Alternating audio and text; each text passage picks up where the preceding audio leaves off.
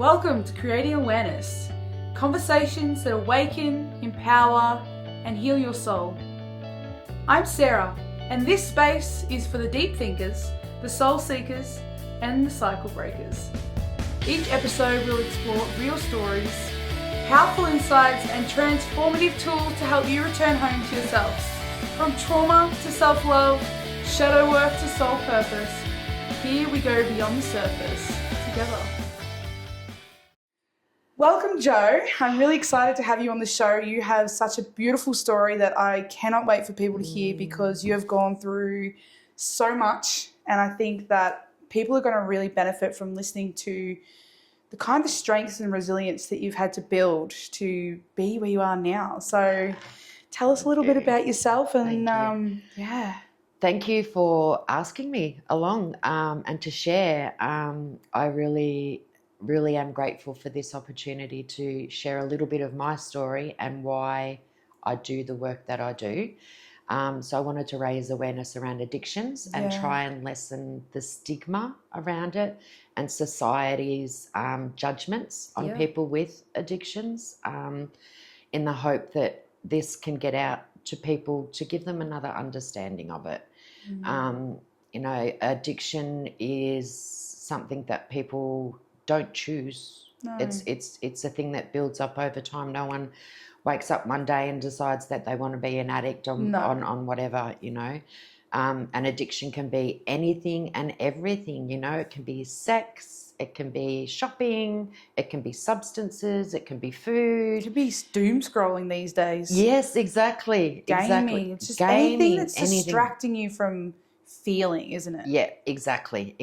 So it starts with that, and a lot of it, in my experience, comes from trauma, and people that have had a traumatic experience or life isn't good for them, they then use something, whether it might be a glass of wine of an evening after work just to relax and wind down, and then over time your body, your brain needs more of that same substance to then feel that same buzz or that euphoria feeling of whatever it is, and then again over time you need more of that to get that same feeling. Yeah, it'd be hard to chase that consistently when you're like, oh, I just want that good feeling I had at the start, and all of a sudden you're like, why isn't that happening? I need more. Well, that's the other thing as well with working in rehabs for many years, learning that people are constantly chasing that first high. And when people use substances like ice, heroin, cocaine, the old speed, which is now the ice, and things like that, they're constantly chasing that very first euphoria feeling. And when people first use substances like that, the brain releases so much dopamine in one hit that they then spend the rest of their lives or their addiction time trying to chase that. Do you know what happens for people to not get that high? Like, what's kind of happening in the body for it to be like that? So the brain releases dopamine, the chemical dopamine, which is the center top part of the brain, which is all that feel good stuff. Yeah. And then once your body only produces so much dopamine throughout your life, your day, and all of that. So once the dopamine has released, over a period of time, there's no more naturally to be released because it's all been used. And there are pharmaceuticals that can replace that, which is synthetic stuff. But there's also, when people use substances, that substance produces the dopamine and releases the dopamine, which is why it's really hard for a lot of people to stop using it. So what is dopamine for people who don't know what dopamine is? So dopamine's that feel-good chemical. When when you get that, if you're having a giggle with a good friend or a good laugh, and you get that real good, it's like a euphoria, and your brain releases that chemical dopamine that's like, you feel really good, you feel joyous, you feel happy, you feel even like eating excitement. Sugar. Yeah, sugar. Yeah, all of those sorts of things. Going for a run. Yeah. Some people get a dopamine hit from that. Yes, they do. Some don't.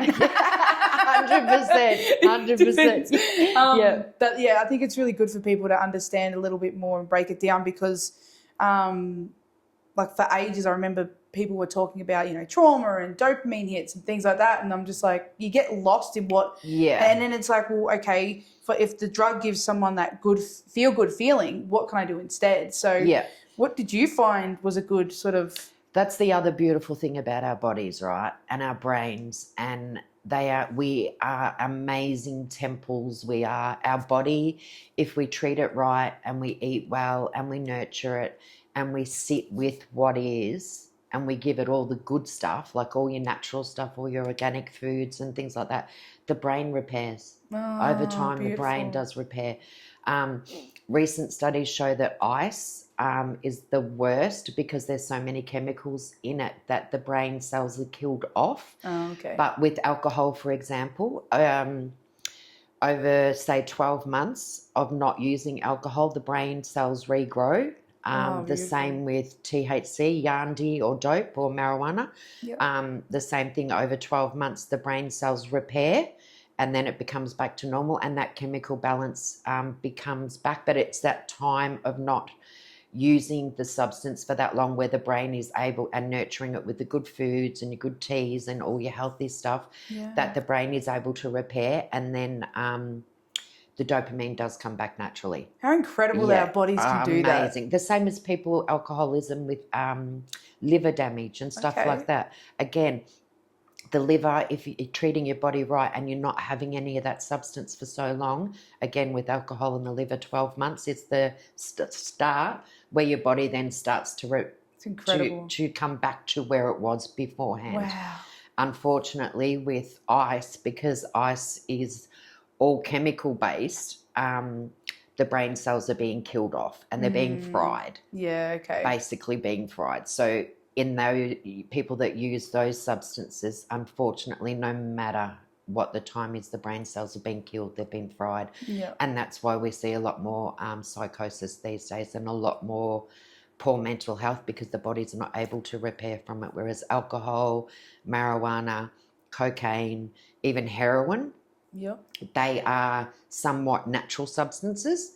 It's what they mix them with and cut them with that is the chemical, the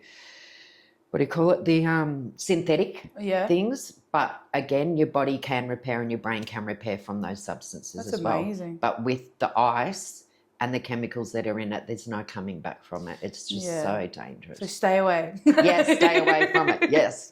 So what got you on this path, this journey? Oh, wow. So I am 16 years clean and sober. Woo! Yay. Boop, Yay. boop, boop. Go Yes, you. Amazing. yes. So I suffered depression, postnatal depression to start with, after my firstborn son, but didn't realise what it was.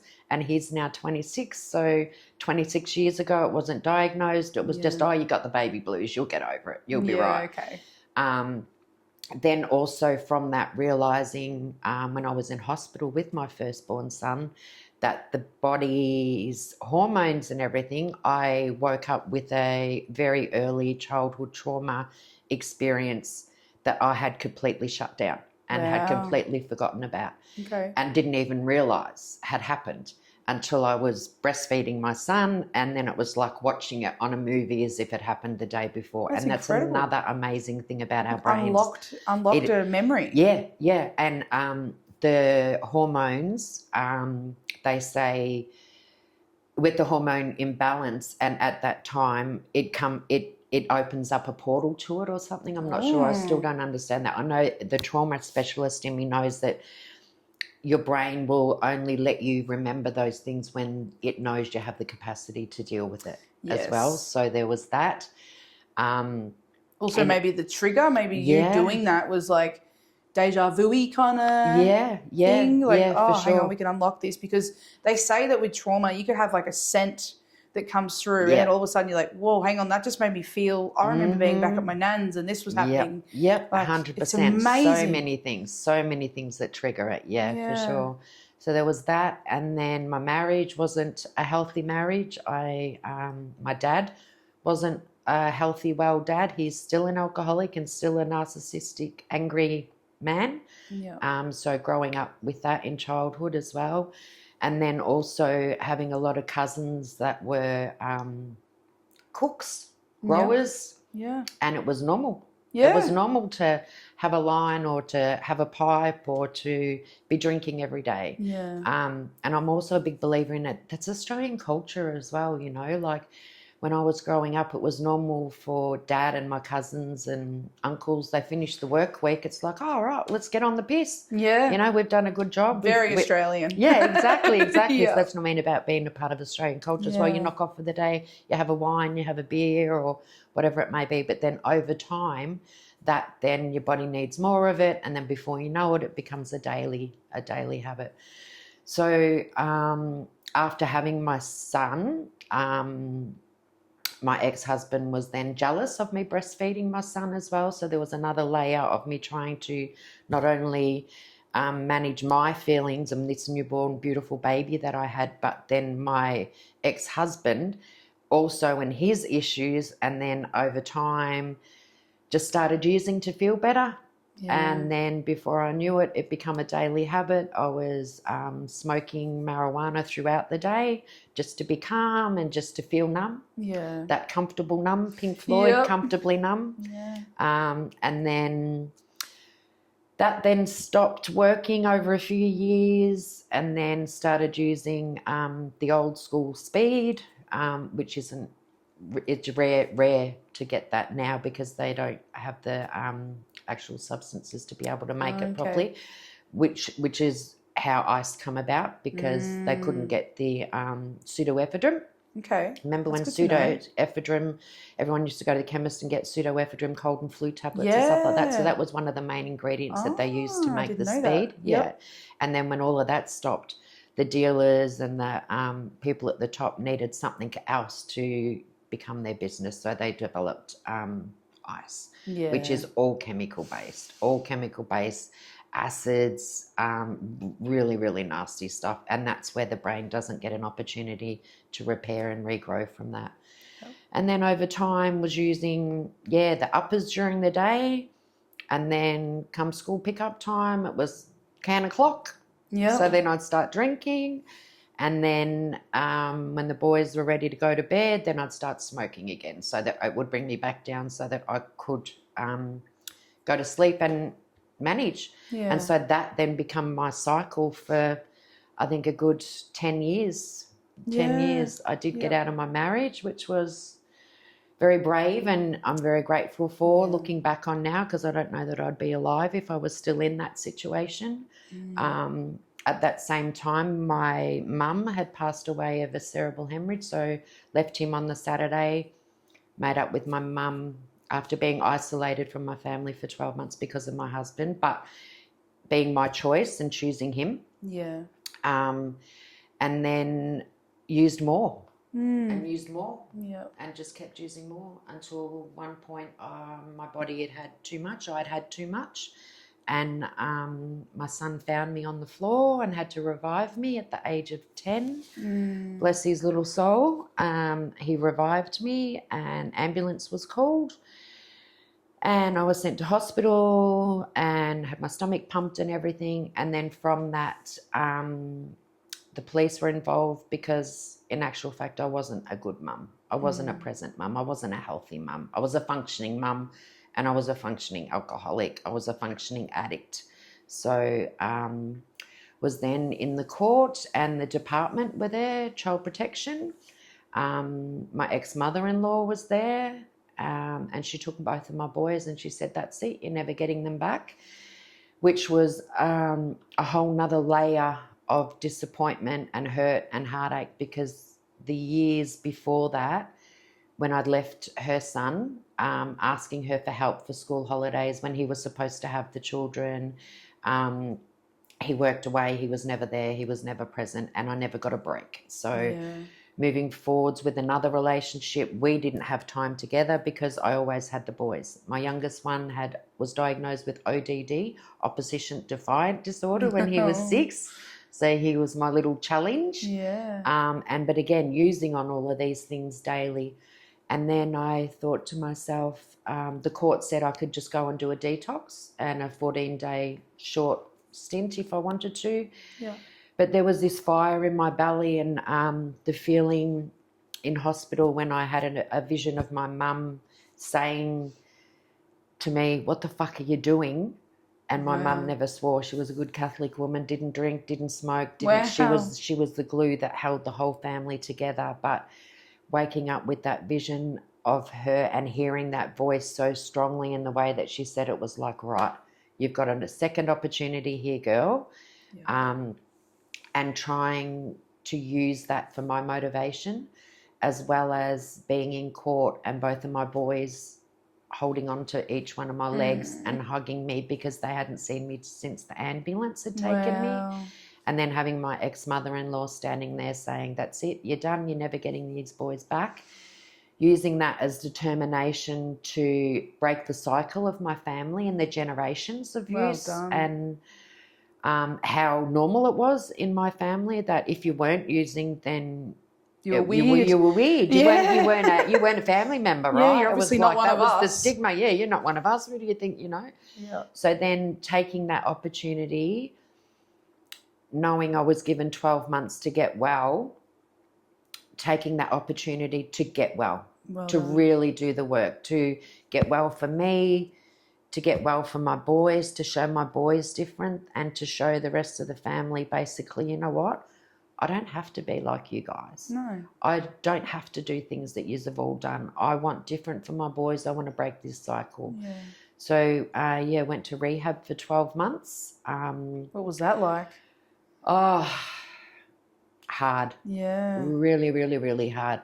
And at that point, as I said, 16 years ago, you're allowed 2 phone calls a week. So I had a phone call booked in on a Tuesday night for my youngest son at 7:30 and a phone call booked in on a Thursday night at 7:30 for my eldest son, so that they both had an hour each of me.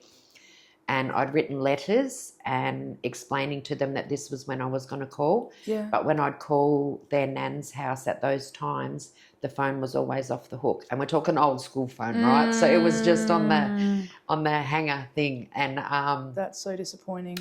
That was the hardest part, because knowing that I was doing it for my boy as well as doing it for me, but doing it for my boys and not having that contact. The department wouldn't bring my boys to see me at the farm. So I went to Windana, which was called the farm at Maryknoll, which is outside of Pakenham. So it's on a 28-acre property. You're in nature. There's a labyrinth.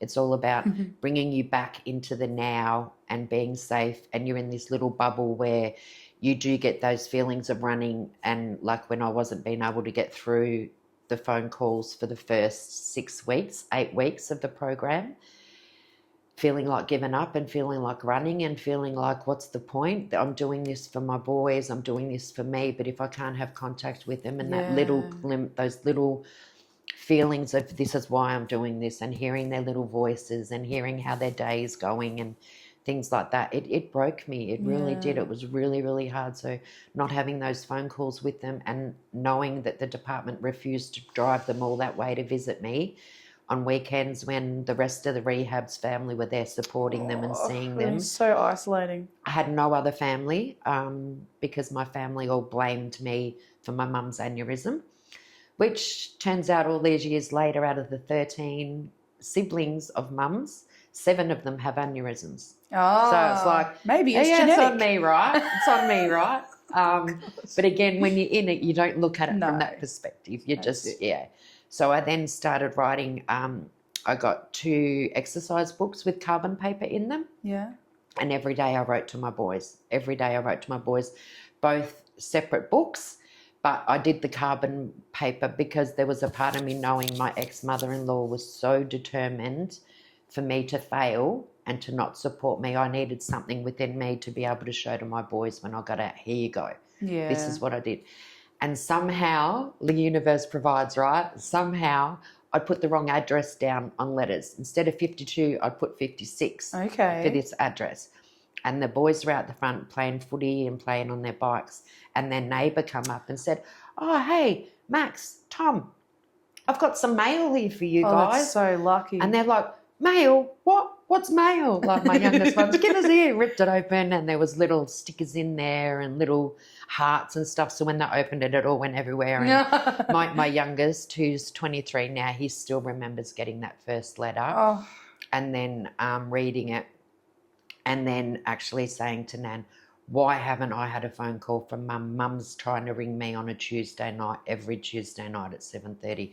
Then my eldest one, Max, is, Nan, why haven't I got a phone call from Mum? Here's all these letters, and she's saying she's writing these letters now because she can't get through to us on the phone call. What are you doing stopping me talking to my mum? Good on I her. miss my mum. I want to talk to my mum. I want to go visit my mum. Oh, so beautiful. From that, I then started having phone calls regularly with both of them. And then my worker, my case manager and my therapist at the farm then encouraged the department and pushed really, really, really hard for them to bring the boys down to see me. So that was so I was probably 3 months into my program when that happened. So that was that first 3 months.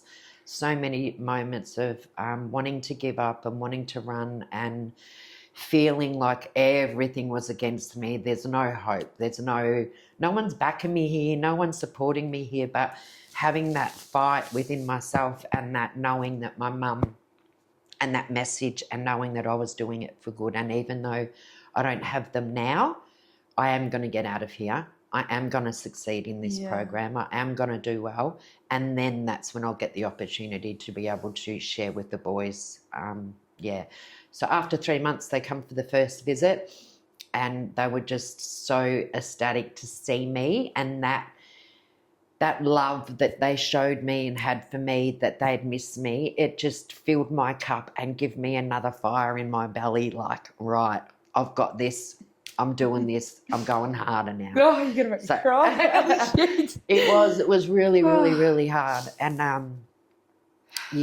and sitting in circles. So at the rehab, it's therapy in the morning, it's therapy in the afternoon, it's journaling, it's worksheets, it's psychotherapy, it's psychology, it's nature-based, it's garden work, it's working, it's a balance of everything in living that holistic way. Amazing.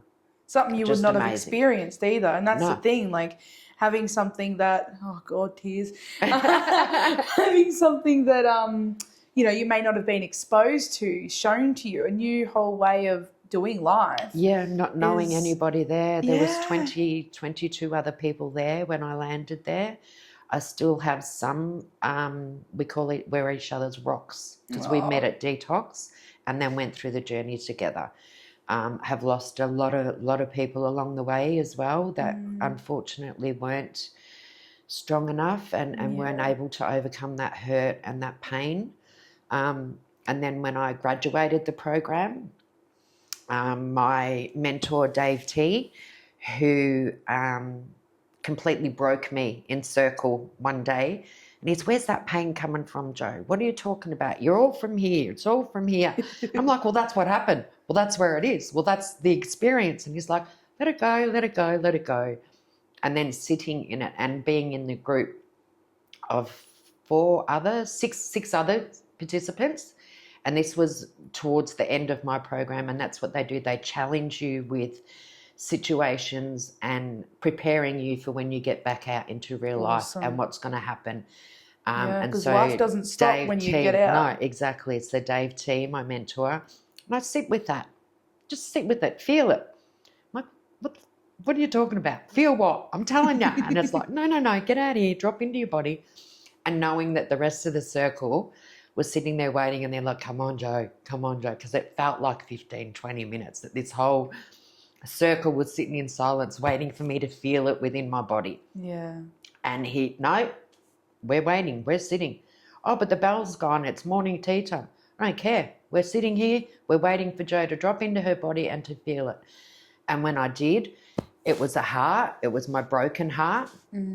It was around very, very hard, disciplined childhood from my father. Like very, very abusive, very not nice at all. Very, very traumatic experiences from a young age. Ropes around our waist, planting 70,000 pine trees with frozen fingers and all of this sort of stuff. Like he was just not a nice, but feeling it in my heart was broken. And once I recognized that, the tears started flowing. And then Dave T's like, there it is, that's it, that's what it is. Don't shut it down, honor it. that I sobbed like Yeah. like sobbed That's the best. for like 2 weeks. And you're not Wow. allowed to add a program for any reason at all. But he's like, no, you need to honour this. No, you need to honour this. And I think because of my childhood and upbringing being so tough and so, you know, being told, eat some concrete, harden up, girl, you'll be right. Yep. You're one of the boys, you'll be right. Layers you of know, conditioning. yeah, exactly, layers and layers of Mm. conditioning. So he then allowed me the time and the space to actually honour that hurt and that pain, which I never thought I was going to stop crying or sobbing because it was so much of it. The passing of my mum, my marriage falling down, who was the man of my dreams when I was younger. Like he was just, and realising all of that in the heart space and how hurt it was. But then coming out of that, acknowledging that heartache and that pain without using on it. And that's why Dave T said, no, let her go. She's not ready. No, let her go. Then he would come in and check on me with another female worker. How you going, Joe? And I'd just start again. And he would just hold me like a dad's supposed to hold you. Like, you know, that real bear hug, that real just being held and just being allowed to sob and honour the feeling. Yeah, being allowed to cry. Yeah. So that was the start. That was actually the breakthrough point, as many others along the journey before that. But that was the real shift that I remember in not using on that pain and honouring that pain and knowing I was okay. I woke up the next day. I went to walk the labyrinth. I went in the garden. Like I was okay. Yeah. I was okay. Did you feel like so much lighter afterwards? Yes. Because you carry it. Like this is the thing. You've carried it for so long, and to like let it out, like you just feel like, oh, like a float. Yeah, exactly. So when I did come out of it, they asked me to share that experience in another circle, and I explained it as bricks in the wall, Pink Floyd, and all the bricks had come crashing down. That was one explanation, and the other one was exactly like you've just explained. A backpack full of bricks had been lifted. Wow. Like I didn't feel so heavy anymore. I didn't feel so down. I felt light. I felt hopeful. I felt lighter. Yeah. So good. I'm so glad you let yourself feel that. And I know in this podcast we talk a lot, and it's one of the biggest messages I want to hone into people, that let yourself feel. Like it feels like you're never going to end crying, and you're like you're going to run out of water out of your eyes before you're actually able to stop. Want to cry blood next? Like, oh my God, like how is there still tears there? Yeah, exactly. And it's exhausting in the moment, especially if you haven't let yourself feel it. But as you start to honour it, as you start to really understand it and why it's there, and rewire your brain to knowing that it's okay. Exactly. It's human. Exactly, 100%. So then after I completed the program, they then asked me to go back and share my story, because the day I got out, both of my boys wanted to be with me. That day I got out, like, nah, mum's back, mum's well, we want to be with mum. So they were then pushing for the department to have more time with me. I needed to prove to the eldest one that I wasn't that person anymore. So it took a little bit longer with Max to prove to him, but I knew that it was through my doing and my showing that he would then realise and he would come back. So he stayed with Nan a little bit longer, but also whilst I was in rehab, the Nan, the ex-mother-in-law, had gone back to court so that Max could make up his own mind on where he wanted to live, because she wanted to keep Max. Yeah. So there was many, many, many layers to it. But again, just having faith and accepting that it'll be what it'll be. I've done what I needed to do, and I still continue to do work on myself. And then they asked me to go back and start sharing my story. So I think it was about 3 months after my program that I was out. I got myself another rental property. I was working. I was going back to the rehab, sharing my story to inspire others, because a lot of women don't believe that they can get their children back. And then once the department is as in child protection, are in their lives, they'll never get them out of their life. But you can. You do the work and you're honest and you make those changes, you definitely can. So that then inspired me to go back and do more. And then before, I was doing it once a month. Then it became weekly. I was travelling back up there every Friday to run a women's group. And then I said to them, there's just as many men in this situation as well. So we opened it up for men as well. And then they're like, Joe, you need to do, this is the work. This is the work. And so then a part of me sort of realised that maybe all of those not so good years of being a member of community and society I can use for good now. Yes. So did my diploma of counselling, my diploma of alcohol and other drugs first, and then also realising I used on postnatal depression and depression.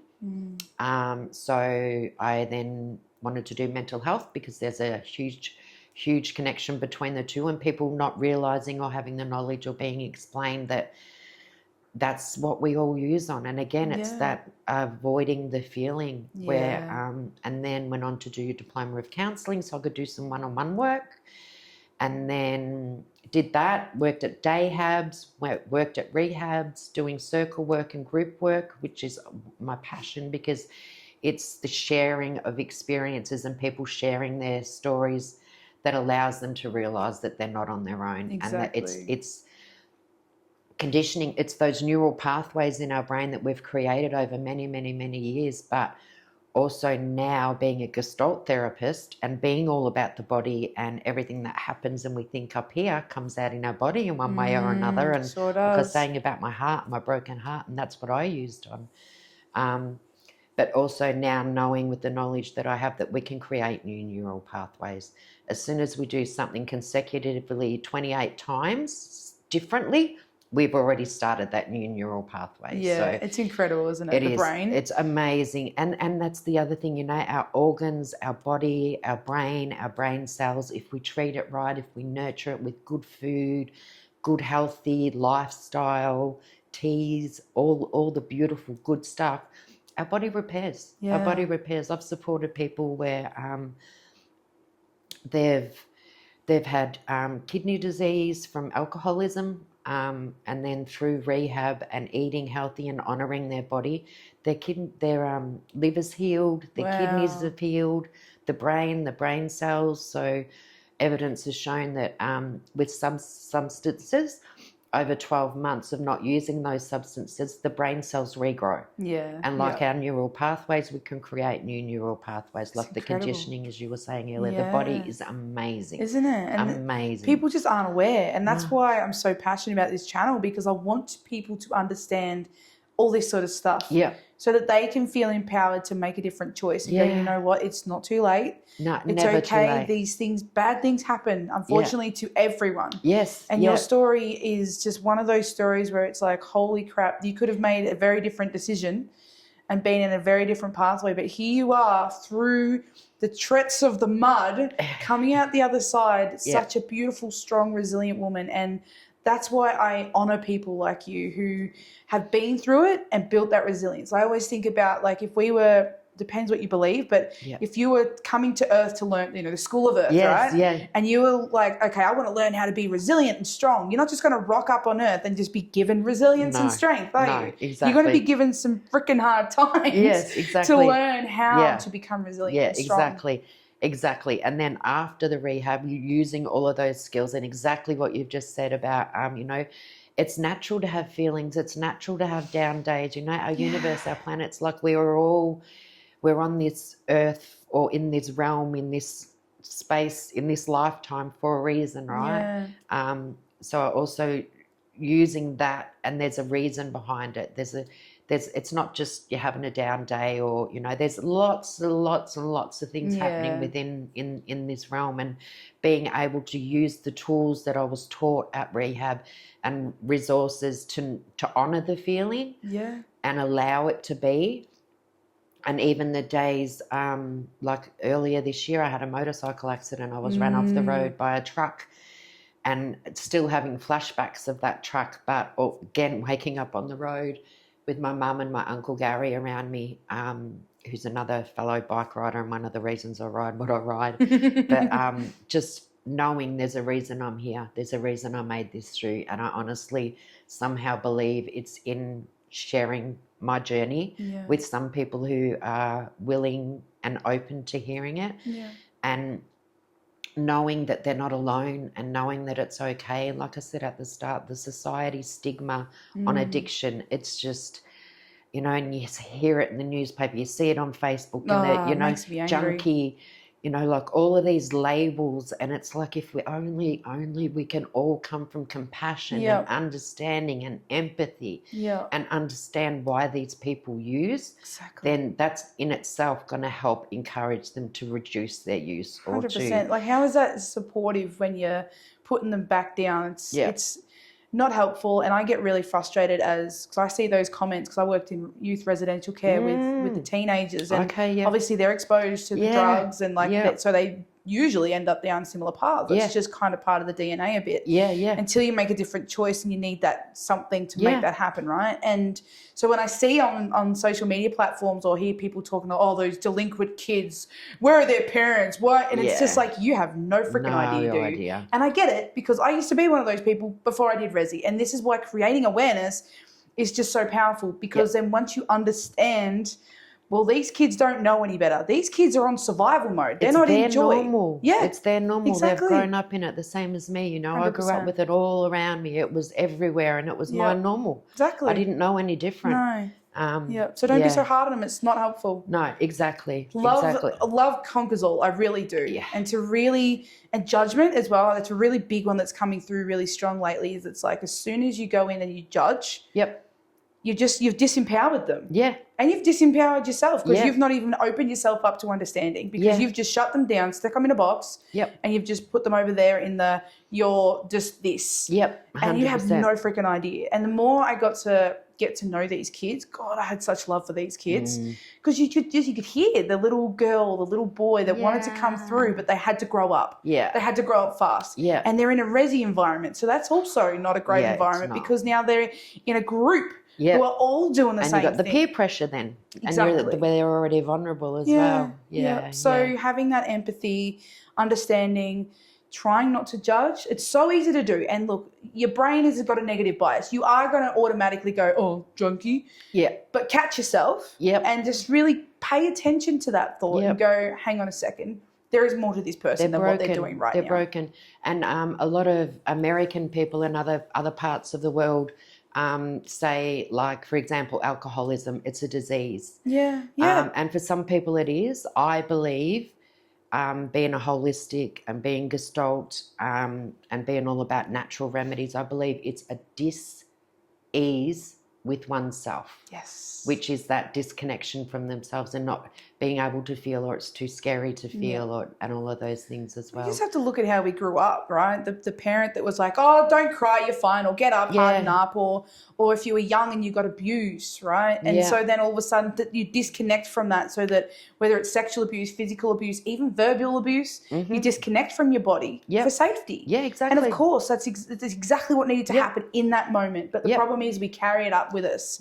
And because nobody teaches us how to go within our bodies, how to shake it out, how to embody it, how to feel, how to let yourself scream, cry, and it's okay, how to get angry and go, this is not fair, and it's okay. It's okay, exactly. This is what I'm like so passionate about teaching people, because that is where the medicine is. That is medicine. It is understanding that. It is 100%, 100%. Yeah, for sure.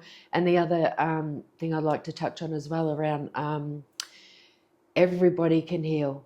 Every single one of us can heal with the right tools, with the right compassion, with the right medication for some people now with psychosis and ice, where the brain cells have been fried and unfortunately they're not able to grow back. There is a need for some psychotic medications. But that was one of the reasons I left working at Windana and being a therapist, because they changed the model from being holistic and all natural approach and all herbal teas and being in the garden and like that whole holistic approach in honouring your feelings, honouring your body, to the big pharma, right? Take this, will make you feel better. Take this, it'll make you feel better. For me, my heart, my soul, I just had this huge knot. I can't keep doing this work, because here I am in group allowing people to sit with their feelings and teaching them to sit with their feelings and holding them in that safe space that they're going to be okay. And then when they get out of the circle, it's like you've got to go to the meds line and have your medication, or we've got you on a psychiatrist appointment. We're going to give you this medication now. We're going to give you that medication now. So the medications that I'm talking about are like your Suboxone, your methadone, and now they're bringing out a new one for ice as well. Okay. So they are synthetic substances that the big pharma have developed.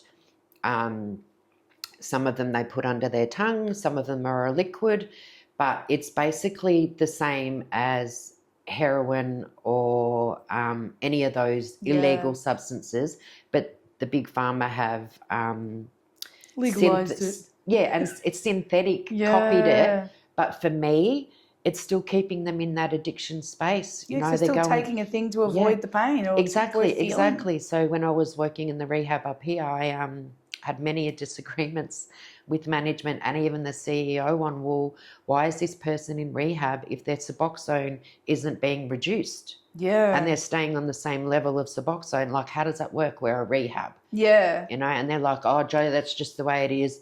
Mental health, you know, we're going down that path now. I'm like, it's not okay. You're holding them in the addiction. Exactly. And in fact, now you've just keeping them on the pharmaceutical merry-go-round now. Yeah. Because now they're still addicted to a substance. So then you it's guys just get legal. the cut. And you're getting the money now. Yeah, you're just But basically taking the cut from these guys to these guys. Yeah. But now the person's still addicted and they're not feeling, they're not connected to their body, and you're just keeping them in it. But now it's just legal because you're supplying it. Yeah, it's because we know that they don't make money off healthy people. No, exactly. Yes. Exactly. So I left that work and left the rehab. Still passionate about recovery and supporting and helping others, and went to work at another organisation where doing similar work. Yeah. But not so much the rehab stuff, because it's I don't think that there's only one TC now left, therapeutic community. Wow. Which is the Buttery in New South Wales now. All of the other rehabs have gone to mental health model and pharmaceutical model. Yeah. That is really sad. Yeah, it is. What would you say to someone who is listening to this and going through addiction and not sure where to go? Reach out. Yeah. Reach out. You've got direct line. You have more than happy for you to call me, and I'm happy to lead you in the right direction, and depending on what it is that you're wanting to achieve at the end. But there is lots and lots and lots of support out there. So you've got direct line, you've got me. My phone number is 0438 696522. My email, if you're not comfortable in talking, is joeempowerment@gmail.com. Love that. Because I'm all about empowering others. And, you know, sometimes it's that first step, it's that first phone call, it's that first point of contact that is the really hardest to do. But once you've made that first step, then you're on your journey. You're on your journey. And if you've got good people, I've got a whole network of good, passionate workers with lived experience like myself, which is why we do this work. Yeah. You know, I hear a lot of clients and a lot of community members say, I want Joe. I want Joe. And they're like, why do you want Joe? Well, because she gets it. Yeah. Like you read it in a book. Like, exactly. You know, and I'm just like, oh, wow, people want the lived experience, right? It is. And that's why But you would never have told yourself that back at the start. No. And that's why I'm so passionate about peer models and peer work, because it's that empowering of them sharing their journey, which inspires others. Yeah. And, you know, my boys are now 26 and 23, and we have the closest relationship because I've been honest all the way through and explained, you know, what I used on. And, you know, it was only around Christmas time last year. My eldest rings me up, Mum, I'm at a nightclub. I'm like, oh, yeah, cool. What are you doing ringing me, mate? He goes, well, I've been offered this. I'm like, oh, right, okay. And he goes, you know, but just that in itself, what 24, 25-year-old rings their mum and says, Mum, I've been offered this. What do you think? Yeah. Well, okay, number one, why? Peer pressure. Your mates are doing it. Yeah. Why do you want to do it? I don't know. Curiosity. Okay, that's normal. Yeah. That's healthy. What's it look like? What's it smell like? Have your mates had it? Yeah, they're all having a ball. Okay, all right. And then also realising that he's going to do it anyway, but just knowing that if I can guide him and support him in just have a tiny little bit, mate. Yeah. Just have a tiny little bit. Then you can tick that box. You've tried that. Yeah. You've done that. Satisfied the curiosity. You've satisfied the curiosity. Don't have as much as the others have had because you've never had it before. be very, very careful, and then check in with me every hour. Check in with me every hour. Now I'm a little bit scared. Yeah. My mum was really good too. Like, I must admit, she was really open, and you know, she didn't love it, she didn't want it to happen, but she had that relationship where it was like, I'd at least rather know. And if you are going to do something, I'd rather you do it here under my roof. So if something does go wrong, I'm here. So it can be really helpful to not have the judgment and have the curiosity with them. Yeah. You know, you had that curiosity. Yeah, okay, why? Yeah, but Yeah. why? You know, Yeah. so getting curious rather than being like, what are you doing? Did you not learn from my mistakes? Like, you would have shut him down. You would have done it anyway. And then he wouldn't have been open and honest wouldn't have talked with to you about it. Before that, only a couple of years after I got out of rehab, he in high school, year 11, year 10, somewhere around those years, he actually asked me to come to the school and speak because of the kids in the school that were using drugs. Wow, see? And then I'm like, really, Max, you don't want, he goes, Mum, nah, let's help these kids. He goes, I'm like, oh, I don't know about that. That's crossing the boundary, mate. That's, I'm your mum and, this is school. So we went and spoke to the wellbeing team. And then I went and got a whole heap of cards, helpline cards, where people could reach out and get support, kids helpline, direct line and things like that. And then rather than me going in and sharing my story, I actually empowered Max to share his version of it. Wow. And then from that, lots of other children within those year levels were then going to Max saying, my mum uses all the time, mate, and heroin and things like this. And But then I had this overwhelming, oh my God, Max, you're in year 10, you should not be having to deal with all of this stuff. What have I done? This is not healthy for him. And then those cards, I said, just give them the card and tell them they're not alone and link them in with the wellbeing officer.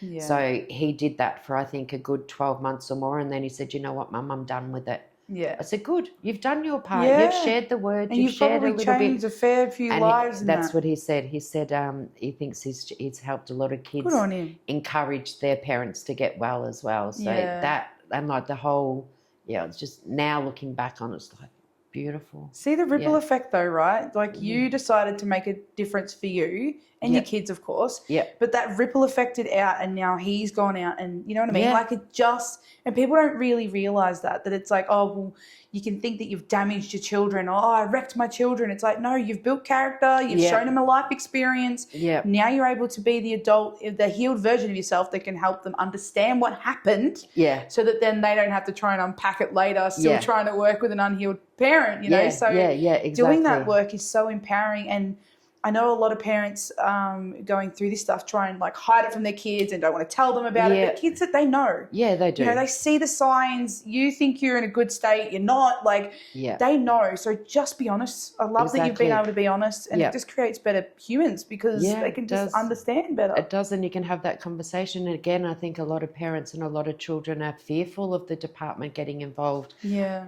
Are fearful of the judgments of society, of neighbours, of just that constant labelling and belittling. And but if you can let go of that stigma and try and find it within yourself to get that help and to ask for help, it's so normal. As in, there are so many humans struggling with this, but are so afraid to reach out, either because their children are going to be labelled, because they're going to be labelled, because the department's going to get involved, because family and just society in general, it's just, if we can raise awareness around, they're broken people. Yeah. They're broken people. They've been through some hard shit, and it's time for them to have some space to heal. And nurture them and come from a loving space rather than that judgment. Yeah. So if you know anyone who's going through this stuff, please have that heart space. If you come from heart, it's going to be, and the thing is, we understand it comes from conditioning, and our parents probably judge, so we judge, and whatever, but break that cycle. Yes, exactly. We need to break that, because I'm seeing more and more mental health, drugs, addictions. That's the scary part for me, because luckily for me, when I used all those years ago, the substances were real plant substances. Yeah. Over the years, people have chased that euphoria and wanted something more stronger. So now at the moment we've got fentanyl. that's I've coming heard in. that. Was really big in America the last few years, but it is here. It is in Ballarat, and again, these people that design these drugs, they're businessmen. Yeah, They're businessmen. They have they are designing these synthetic drugs for a business for themselves. People are hooked the first time. And then once that person is hooked on that, there is no coming back from that. Yeah. Like, it is really, really, really hard to come back from that. So please feel your feelings. Just feel your feelings. Don't distract yourself. Yes, and exactly. Feel your feelings and know and have faith that the feeling will pass. Yes, sometimes it's hurtful. Sometimes it's really emotional and teary and painful. And that's healthy, and honour that feeling. But it will pass. It will pass. It passes. It's not going to stay with you forever. And the more that you honour that feeling and sit with that feeling, the lighter it becomes. Yeah, and it just, you build resilience in a way that when that feeling comes again, like inevitably, life is hard, things happen. You know, like you said, it's a freaking roller coaster. Yeah. You just get better at understanding, oh, okay, I'm down here. That's okay, I know what to do. Yeah. You don't stay there as long. No, like, it doesn't take you the 2 weeks to get over it. You know, it might take you a couple of days for you to go, you know what? I'm going to let myself feel it. I know what's going to happen and really feel into that. And I almost look forward. It's not look forward, but like when I'm in it, I'm like, oh, it's like you let it all go because you know that once you've done that, shit's going to get good because you can't feel good all the time. No. We know that that's not natural. It's ebb and flow. It's the balance, isn't it? It's the light and the dark. It's the winter. It's the, you know, it's being able to ride those waves or being able to accept that what is what is, and trying not to avoid it through using something external to make you feel better. Yeah, definitely. And finding somewhere you feel safe to explore. Like if you are wanting to do deeper work, obviously there's letting yourself feel, but then there's obviously exploring and, you know, going into why you've got to this point and some of the things you might want to unpack. So really finding someone that is, you know, you feel you resonate with and you're in alignment with. And this is why I love, like this, for example, they're going to get to know your personality, your story, the kind of thing that you do. And it helps them to go, you know what, I feel good working with someone who gets it, you know? Yeah, exactly. Not someone who's read a book and good on them for reading the book and wanting to help. That's beautiful. There's definitely a place for it. But I do understand that life experience is always going to be our biggest and best teacher. It is. And to inspire people that have their life experience to do the same. Yeah, exactly. Exactly, yeah. Beautiful. Yeah, definitely. Is there any last minute things you want to share? Any insights? If you're thinking about reaching out for help, please do. Please make contact. I can link you in with the right people if it's not me myself.